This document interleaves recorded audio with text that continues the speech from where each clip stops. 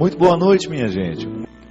Hoje cantando essa música, estou aqui no clima do lançamento do meu CD e do DVD No Meu Interior Tem Deus, onde essa música está. Você sabe que muito mais que falar dessa história do filho adotivo hoje, o que essa música me sugeriu ao longo do dia mesmo. Fiquei pensando no quão é difícil a gente fazer um amor durar muito tempo nos dias de hoje, né? Como é difícil a gente manter laços duradouros nos dias de hoje. Não sei onde é que começou a mudar essa história. Eu tenho pregado muito sobre isso nos dias de hoje. Como é importante nós resgatarmos valores antigos, e um deles é a fidelidade. Essa capacidade da gente ser do outro a vida inteira. A gente ser para o outro a vida inteira. Zygmunt Bauman, um grande sociólogo holandês, que faz uma análise muito perspicaz dos dias de hoje, ele diz que o grande problema da sociedade é justamente não ser capaz de criar laços definitivos. A obra dele é extensa, já tive a oportunidade de lê-la quase toda, naquilo que foi publicado no Brasil. Há um momento em que ele faz uma análise interessantíssima dos nossos condomínios, das casas que se erguem, dos vizinhos que nunca se encontram, que quanto maior segurança é o condomínio, maior é o valor daquela propriedade. Por quê? Porque nós temos medo do outro. Nós não estamos muito dispostos à presença do outro na nossa vida. Uma incapacidade que tem crescido. O ser humano tem ficado cada vez mais distante de si mesmo, porque quando ele se afasta do outro ser humano, ele afasta de si mesmo, porque o outro é o referencial, é o instrumental por onde eu posso o tempo todo ter acesso a mim. É o outro, é o meu amigo de verdade, é o meu pai, é a minha mãe, é o meu irmão, são as pessoas que estão comigo neste laço definitivo do sangue, que a gente sabe que se ele não é cultivado, ele torna-se simbólico sem muita repercussão. De nada vale eu saber que eu sou irmão dele, se o nosso sentir não nos identifica assim. É aí que a gente vai entender por que alguns laços que a gente estabelece da vida podem ser até mais definitivos que os laços sanguíneos. É porque houve a intimidade. Eu me vi na continuidade do outro. Quando eu estou ao lado de um amigo que eu amo de verdade, de alguém que de verdade faz parte da minha vida, é como se eu olhasse para a minha continuidade. Escuto o bater daquele coração e sei que a minha felicidade depende deles. Meu coração bate junto. E o Bauman diz que essa incapacidade humana de gerar laços que sejam definitivos, aí ele trabalha o conceito de água, né? Ele vai dizer que a sociedade é líquida, o amor é líquido, a vida é líquida nos dias de hoje, ela escorre pelas mãos o tempo todo e nós não temos disposição de barrar para que essa água permaneça, porque a felicidade humana está diretamente associada ao transitório. O definitivo nos amedronta. Por isso que tanta gente hoje tem dificuldade do definitivo, com o definitivo. Eu sei que a gente precisa analisar isso com muito cuidado. A gente precisa identificar o que está sendo modificado dentro de nós, porque essa mudança antropológica que nós estamos tendo, ela pode prejudicar muito o futuro dos nossos filhos, que afinal de contas, a felicidade do meu filho depende da minha capacidade de ser duradouro nas minhas relações. Quantos casamentos mal começaram já estão terminando, independente da irresponsabilidade com que nós vamos lidar com esse término. Às vezes deixa de ser marido e mulher e deixa de ser pai e mãe também, né? Esse é um problema hoje. Os casamentos se dissolvem e como é que vão ficar esses filhos? Porque as pessoas não estão dispostas a lutarem, a fazer sacrifício, a ter um pouco de disposição, de dar de si, de ir além, de ultrapassar os limites do convencional, do transitório, do temporário. É tão difícil permanecer nos dias de hoje, né? Talvez por isso a gente sinta tanto medo, Eu acho que a origem dos nossos medos está muito ligada a essa transitoriedade dos laços. Até quando você vai ser meu amigo? É a pergunta, né? Até quando você vai ter paciência comigo? Até quando você vai suportar as minhas mazelas? Porque a gente sabe que a tolerância com o defeito do outro, com o limite do outro, tem sido cada vez menor. Quantas vezes o pai abandona o filho porque está lhe faltando tolerância? Agora, minha gente, eu não creio que tenha que ser assim, né? Eu acho que nadar contra essa corrente é a responsabilidade de todos nós. A gente ter essa disposição de fazer alguma coisa durar dentro de nós amarmos os nossos pais com um pouco mais de qualidade, amar os nossos irmãos, as pessoas que são próximas a nós e que precisam de nós, e até mesmo a nossa fidelidade à vida. Eu vejo pessoas desistindo por tão pouco, ou se não é por tão pouco, desistindo. Tanta gente dando adeus com muita facilidade. E é por isso que a gente precisa cultivar laços. Se você não teve a felicidade de ter uma família unida, tente criar essa unidade com alguém.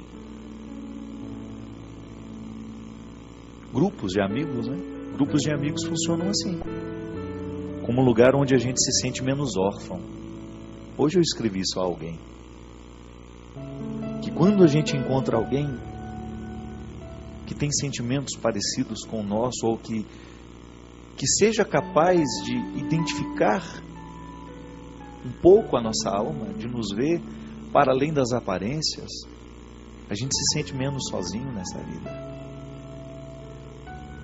Já disse isso outras vezes, o amigo é esse parente espiritual que você encontrou, alguém que diminui a sua solidão, alguém que lhe faz bem estar ao lado. Por eles a gente é capaz de viver. Falávamos aqui no programa passado, repercutiu tanto, fico muito feliz de ter descoberto que muita gente gostou, de ter ampliado o termo amizade. E muita gente dizendo, ô padre, então eu sou seu amigo, porque eu lhe quero bem e sinto que o senhor é meu amigo, porque o senhor me faz bem. Isso é verdade? A gente está falando deste contexto mais amplo, mas hoje nós estamos falando dos laços estreitos. Ninguém vive de Twitter, ninguém vive de e-mails. No fundo, quando a gente desliga a tela do nosso computador e o Twitter é zerado e ninguém mais te segue naquela solidão, ali é a hora da felicidade, ali é a hora da alegria, é o desafio de, sem ter nenhum seguidor, você ser capaz de ter restado alguma coisa para que a sua vida continue tendo sentido. O grande problema da vida virtual é esse, é o desafio de nós nunca nos esquecermos que a vida é mais do que isso, que ter amigos no Twitter, no Facebook, no sei lá, até tem umas coisas que já estão até antigas que a gente tem que até que evitar falar. Eu falei, MSN ainda existe isso? Não? Existe? O Orkut, não? O Orkut tem ainda? Não tem. Nos últimos suspiros. Tem os amigos de Orkut, né? Tem gente que fala, são meus amigos de Orkut. Cuidado com isso. Isso pode ser perigoso. Tenha lá seus amigos no Orkut, seus seguidores no Twitter. Tudo isso faz parte da vida. É bom você estabelecer contato com pessoas que talvez você nunca teria a oportunidade de estar junto e de repente troca uma palavra ali, conversa, ou conta um pouco, né?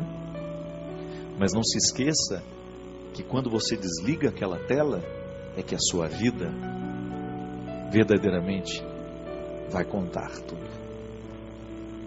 É o que sobra. Quais são os números do telefone ali, daquela agenda ampla, extensa, que você tem o direito de ligar, ainda que seja de madrugada, para pedir um auxílio? Às vezes nós temos 300 mil seguidores, mas qual é o número de telefone que você pode ligar de madrugada? Às vezes você tem muitos muitos contatos na sua agenda de telefone, mas dá uma olhada nesse celular hoje aí e me responda: quem ficaria até o fim? É desconcertante, mas é necessário. Para que, quem sabe, a gente possa analisar se a gente também não está fazendo essa relação líquida, não é? Porque às vezes a gente faz a crítica da sociedade, mas a gente não tem coragem de fazer a crítica de si mesmo. Será que eu também estou líquido nos meus relacionamentos? Será que eu estou superficial? É tão ruim, né? Outro dia eu experimentei isso. Estava conversando com uma pessoa, amenidades, e de repente o assunto começou a ficar sério. Que eu não gosto de ficar falando de amenidades o tempo todo só. Se eu tenho a oportunidade de tocar questões fundamentais da existência, eu gosto. Eu gosto de conversar com profundidade, porque eu cresço, eu acho que me faz bem ao outro também, eu acho. A gente sair dessa, que música que você gosta, né? O que você está lendo? Não. Aí depois que, tá bom, o que você está lendo? Aí já começa a falar do que está lendo, e o assunto já começa a costurar a nossa vida, e aí a gente já tem liberdade de falar já das angústias que experimenta. E aí eu percebi que aquela pessoa não tem muita facilidade em ser íntima, de falar de si, e até mesmo de escutar o que o outro tem a dizer. É interessante isso. São essas inaptidões que a gente reconhece de vez em quando, né? Aquela indisposição do outro de ultrapassar a conversa, de sair do convencional e adentrar os territórios da profundidade. Acho que isso é tão saudável em nós, gente. Deixaram de nos ensinar a profundidade? Não sei. Pode ser. Pode ser que a cultura que esteja sendo produzida para a massa, essa que às vezes da qual a gente se alimenta, ela esteja impedindo o aprofundamento de muitas questões. Você já deve ter me escutado falar, né? Eu acho tão ingrata a pergunta que só quer retirar um sim ou um não. A vida é muito mais do que isso. Eu não quero ser um homem para dizer sim e não. Eu quero ser um homem para refletir. E depois você chega ao sim ou não. Nós precisamos ser capazes de identificar as nossas questões humanas e de lidar com elas com profundidade. Porque dessa fidelidade ninguém está livre. Eu preciso ser fiel a mim até o final. É o meu compromisso. O presente que eu recebi de Deus em ser quem eu sou, você, de ser quem você é, nos pede essa fidelidade de ser duradouros. Nós precisamos ser duradouros. Nós precisamos ir até o fim. Nós não podemos morrer na praia. Nós temos que aprofundar. Olha o convite de São João Paulo II. Vamos lançar as nossas redes em mares mais profundos. É o que a gente precisa. Ir além do convencional. Ir além daquilo que esperam de nós. Surpreender-nos. Hoje eu falava sobre isso no Twitter também. Muito mais importante que surpreender os outros é você se surpreender. Porque eu, quando surpreendo o outro, eu estou dando a ele alguma coisa que eu já sei que eu tenho. Então eu estou dando ao outro algo que o impressiona. Eu já sei que eu tenho aquilo. Agora, quando eu me surpreendo comigo, eu estou dando a mim algo que eu nem sabia que eu tinha. Veja como isso é mais profundo do que surpreender o outro. Quando eu descubro na minha essência humana riquezas que até então eu não conhecia. Quando motivado por uma frase, por uma palavra, por uma cena que eu vi, eu consegui acessar alguns detalhes da minha alma que eu nem imaginava que existia. E é isso que faz a vida valer a pena. É isso que faz a gente não desistir. É isso que faz o ânimo permanecer. É eu continuar me surpreendendo comigo. É eu ter sempre em mente, diante de mim, diante dos meus olhos, que a principal surpresa que eu preciso causar ao mundo é a mim mesmo, antes de qualquer coisa. Porque se eu continuo me surpreendendo, eu vou ter um processo criativo vivo dentro de mim. Isso vai facilitar a minha inteireza, vai facilitar eu estar no mundo com um pouco mais de qualidade.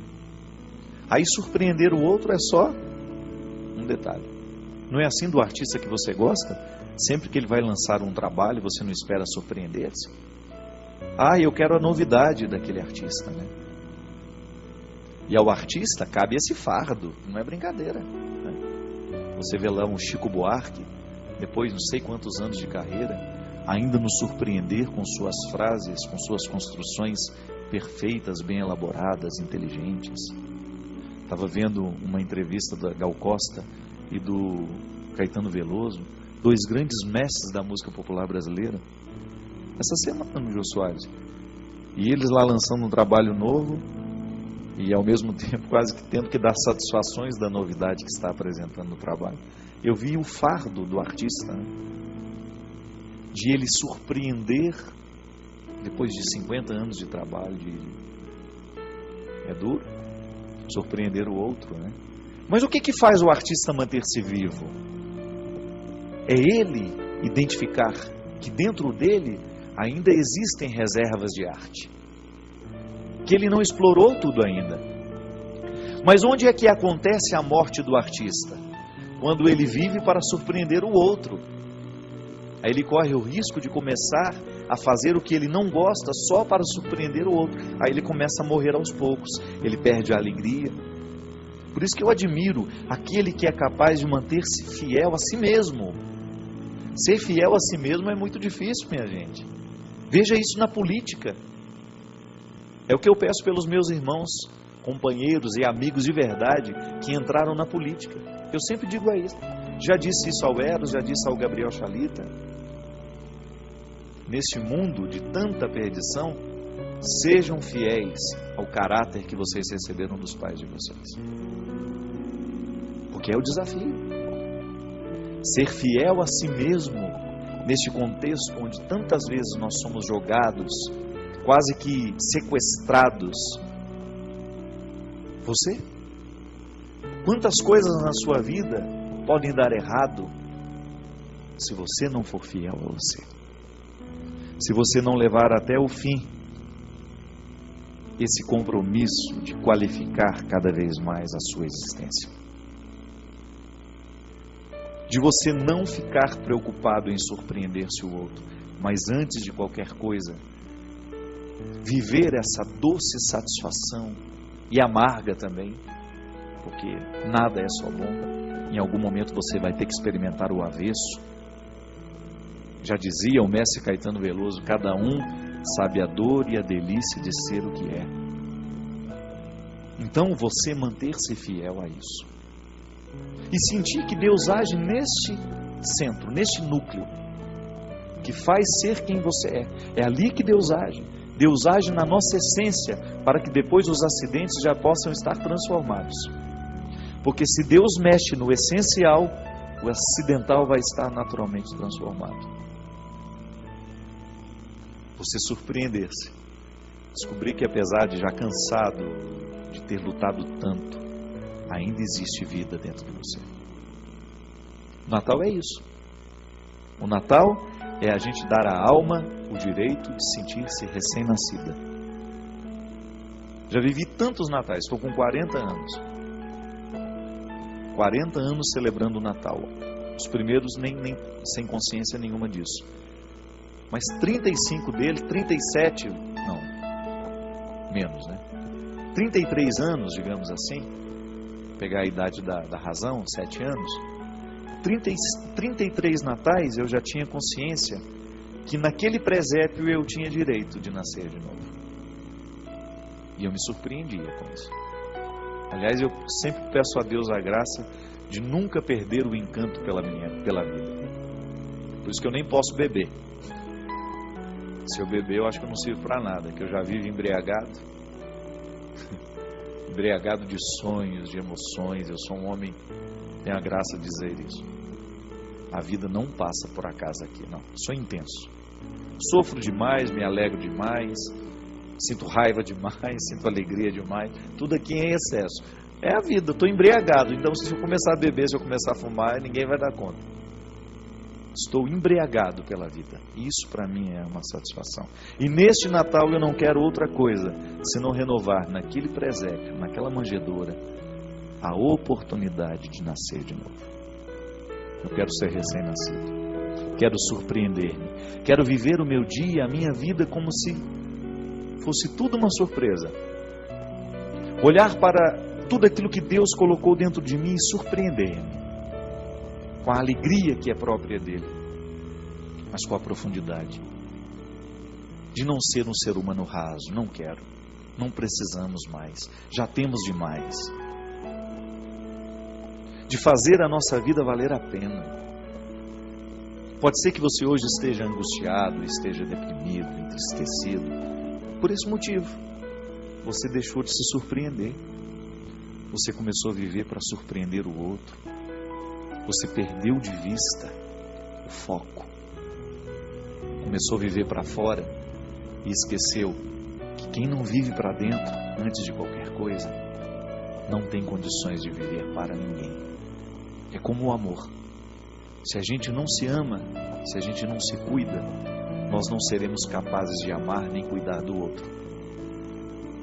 Tudo na medida, para que não seja egóico, para que não seja egoísta. Mas o meu gesto de amor é um desdobramento daquele amor que eu sei ter por mim mesmo. Surpreenda-se. Olhe para tudo que é velho em você e encontre um motivo, por menor que seja, que lhe cause surpresa.